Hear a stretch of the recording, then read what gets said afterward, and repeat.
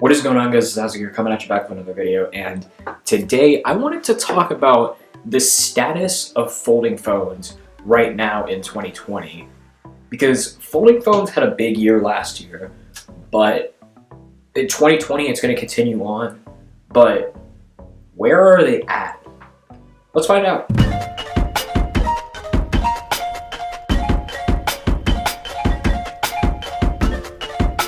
So, one folding phone that I've been really interested in is the Razr.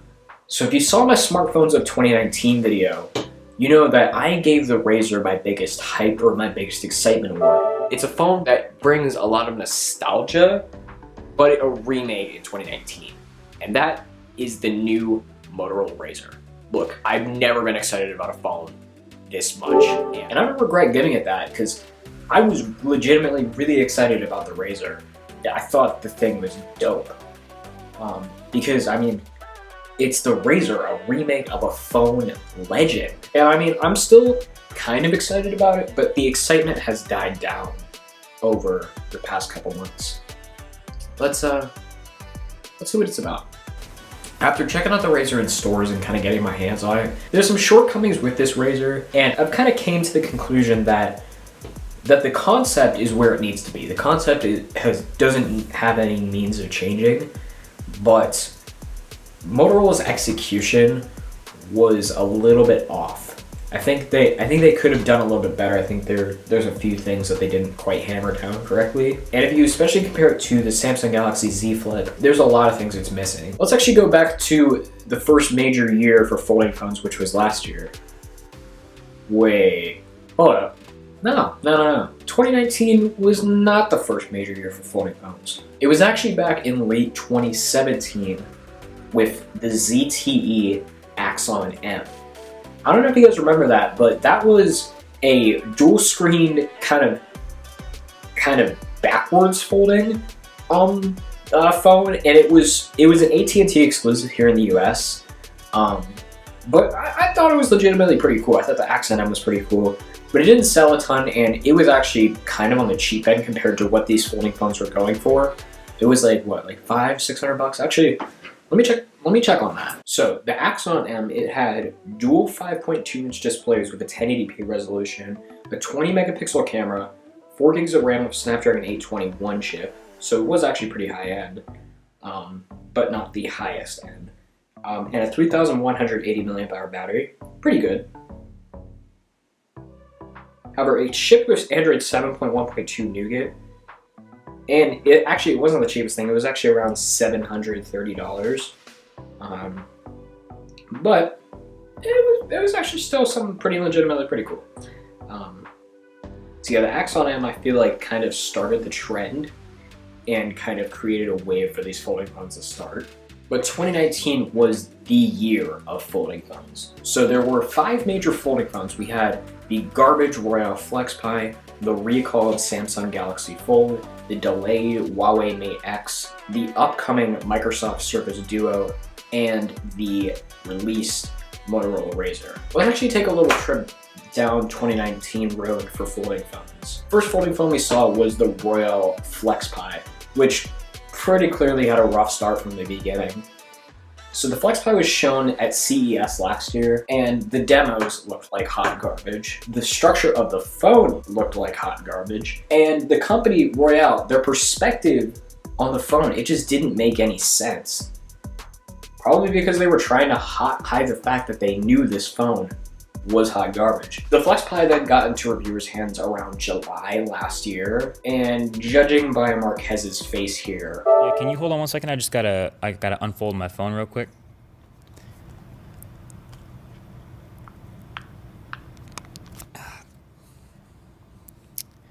Weird flex, but okay. Yeah, it doesn't look too hot. It was pretty clear that this device was going to fail based on what reviewers were saying. And then we have the Samsung Galaxy Fold, which was easily the phone that generated the most hype last year out of the folding phones. So this was announced back at Samsung's Unpacked event with the Galaxy S10.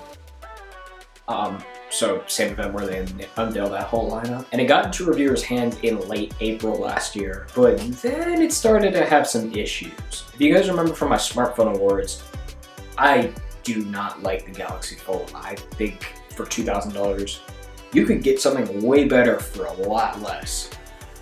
And the $2,000 price tag is just way too much for me to justify.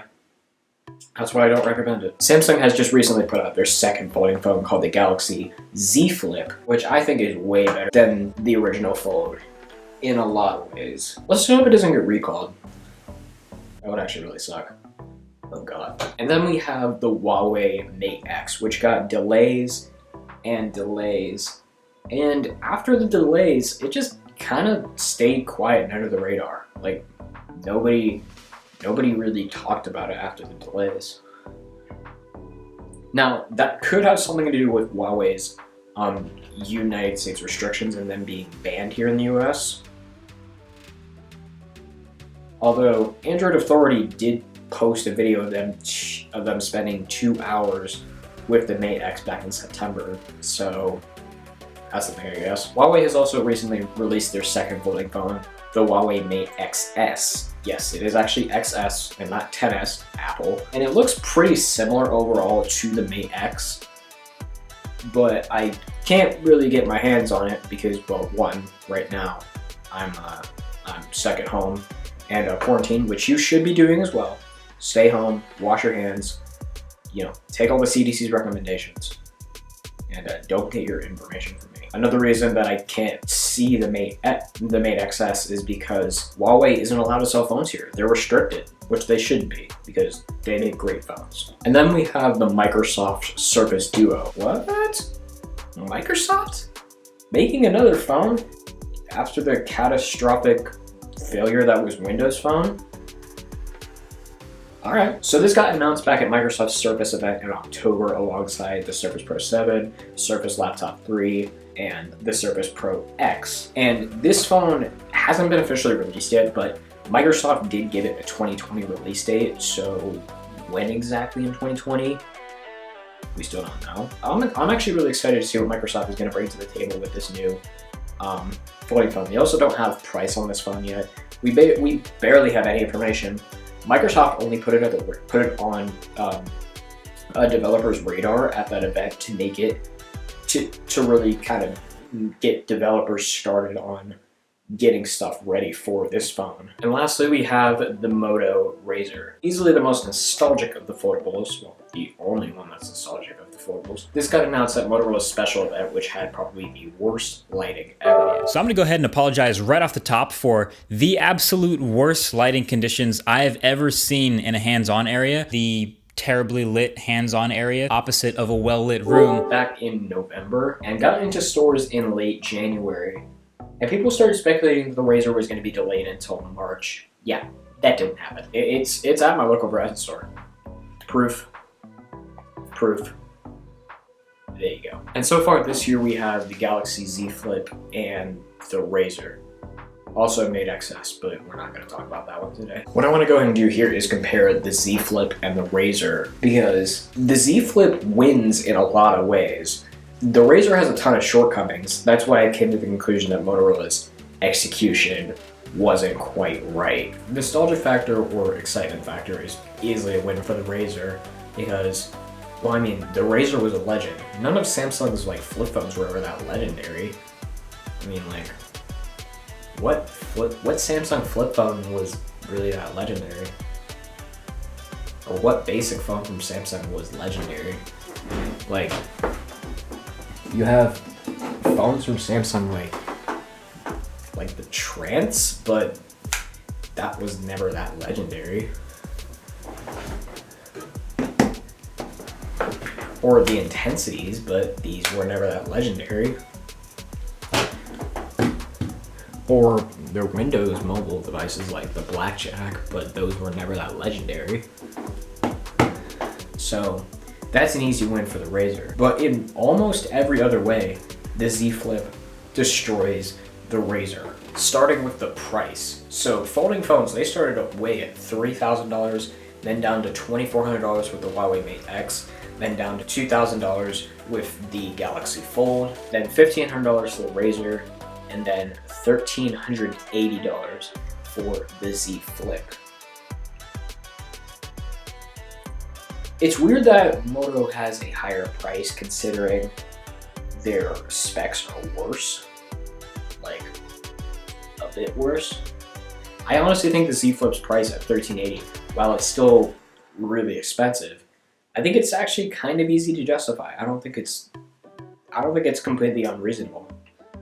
Razr, on the other hand, not so much. Next is the processor, which is a way that the Z Flip absolutely kills the Razr.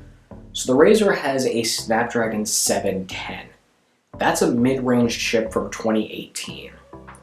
That is not a good look for the Razr, especially considering its $1,500 price tag. However, with the Galaxy Z Flip, it's still not the highest end, but it still has a Snapdragon 855 Plus, which is a lot better, and it's a flagship processor from late 2019. And that's gonna give it some performance advantage. So Samsung wins easily. Next is the inside display. So both of these have pretty big displays. So the Razr's rocking a 6.2-inch OLED display, which everyone kind of expected. However, the resolution is a bit low at 2142 by 876, and it's got some noticeable bezels. And wait a minute, is that a folding phone with a notch? What the heck? The Z Flip, on the other hand, has a 6.7-inch 1080 by 2636 dynamic AMOLED panel. While it's no S20 Ultra, it's still better than the Razr. It does have a hole punch, but it's still not screaming for attention like the Razr's notch. And then we have the battery. So the Razr has an absolutely tiny 2510 milliamp hour battery. And look, Google, you're not the only one with a big battery. And the battery life on the Razr, as far as I've heard from Flossie Carter and other reviewers, it's garbage. I mean, it is straight trash. The Z Flip has a 3300 milliamp hour battery. Still not the biggest battery, but it's about the same size battery as the Galaxy Note 8. Definitely not the newest thing in the world, but it's pretty decent. And it's just a little bit smaller than the standard Galaxy S10. So yeah, while it might not be the biggest battery in the world, definitely not sitting at the top of the stack like the S20 Ultra and Asus ROG Phone 2. Next thing are the cameras. So I'm sorry, Moto, but the camera is honestly hot garbage in the Razr, and the camera in the notch is even worse. The Z Flip cameras feel kind of similar to the Galaxy S10e, which is still a pretty damn good camera, and it actually has an ultra-wide camera, Moto, and it has the same selfie camera as the S10 and S10e at 10 megapixels, but it just doesn't have a depth sensor like the S10 Plus. Then there's the design. So this part is subjective, but while I think the Z Flip looks a lot more polished of a folding phone, I actually think the Razr looks really cool. And then finally the outside display, which is actually where Moto wins. So, and not just wins, but absolutely destroys Samsung. So the Z Flip has an absolutely unusable 1.1-inch minimal cover display. Yeah, it is still Super AMOLED, but like a 112 by 300, actually, is it 112 by 300? Yeah, 112 by 300. And it's a 112 by 300 Super AMOLED display. But being that small and being able to read next to nothing on that screen makes it basically unusable. The Razr, on the other hand, has an actually useful 2.7-inch OLED quick view display. Still not the highest resolution, only 800 by 600, but you can actually read an entire notification without having to wait for the phone to scroll 3 letters at a time. Thanks, Moto. Now for scale, this is the BlackBerry Bold Touch from 2011. This has a 2.8-inch display, so the Razr's outside display is just a slight bit smaller than the Bold Touch. So that was going to do for this video. Thanks for watching. Leave a comment down below. What's your favorite folding phone? If you say Escobar, I am going to hurt you. Just kidding. I wouldn't do that. Maybe. Anyways, I'm going to go and catch you guys in the next one. Peace.